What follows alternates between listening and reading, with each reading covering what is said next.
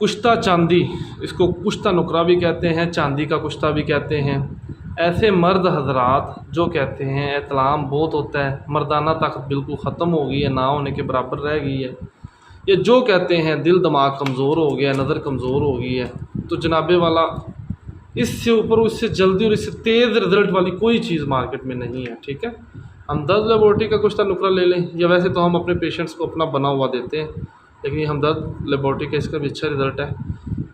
एक कख लेना होता है, मक्खन लें, इतना 20 ग्राम का पेड़ा मक्खन का लें, और मक्खन के पेड़े के अंदर सुराख करके एक चावल के बराबर ये उसमें डाल लें। ठीक है, इसके अंदर है ये पाउडर, अगर मेरा कैमरा आपको दिखा सके तो ये आप देख सकते हैं, अंदर पाउडर नज़र आपको आ रहा है। ठीक है, 3 ग्राम की पैकिंग है। तो एक चावल के बराबर रख के वो पेड़ा मुंह में रखें, मक्खन वाला दूध के साथ निकल जाए।